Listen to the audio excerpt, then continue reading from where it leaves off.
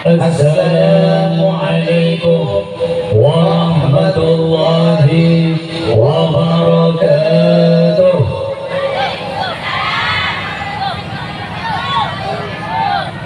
Ahlan wa sahlan biqudumikum li jami'il ulama wal asatidh wal ustadzat wal jami'il talamiz في هذه المدرسة الفلاح المكية الذي سمعناهم وأطعناهم.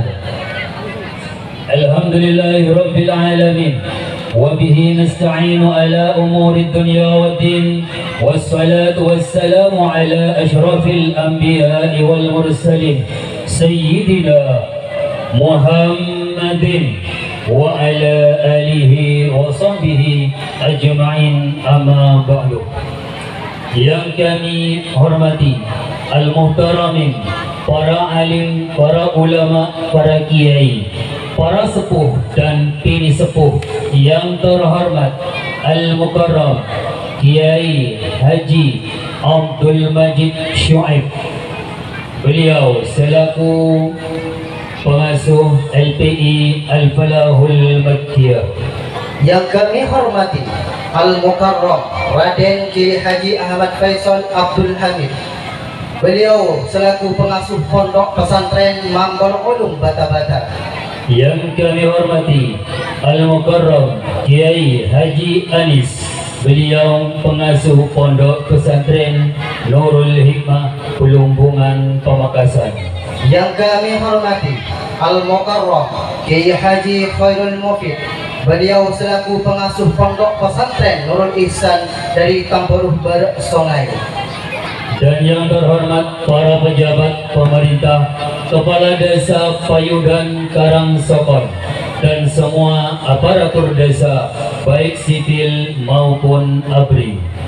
Yang terhormat para asatidz dan ustadzat, panitia ablah dan tamu undangan yang berkenan hadir pada malam ini. Hadirin yang berbahagia,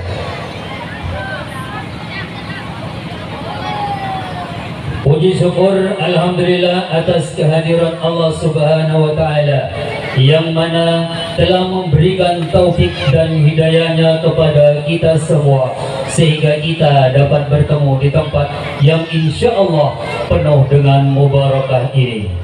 Salawat serta salam semoga senantiasa tercurah limpahkan kehebatan baginda Nabi besar kita Nabi Muhammad sallallahu alaihi wasallam, yang mana berkat beliaulah kita bisa terangkis dari jurang kejahiliaan menuju alam yang penuh dengan keilmuan. أيها الإخوة الأعزاء، أنا كمقدم البرامج في هذا الليلة المباركة سأقرأ لكم فقرة البرامج. Pada malam yang penuh barakah ini, kami berdiri di tengah-tengah para hadirin sekalian didaulat untuk memimpin jalannya acara Haflatul Imtihan yang ke-65 di Lembaga Pendidikan Islam Yayasan As-Su'id Al-Falahul Makkiyah yang kami kemas dengan pengajian umum. Untuk lebih mempersingkat waktu, kami akan membacakan susunan acara pada malam ini. Acara yang pertama yaitu pembukaan. Sedangkan acara kami yang kedua yaitu Nafili Kalam Ilahi. Salawatun Nabawiyah menduduki tangga acara kami yang ketiga. Merupakan rentetan acara kami yang keempat yaitu sambutan-sambutan. Dan acara kami yang kelima yaitu acara inti yang kami kemas dengan bingkai ceramah agama. Adapun acara kami yang terakhir yaitu penutup. Itulah susunan acara yang akan berlangsung pada malam ini.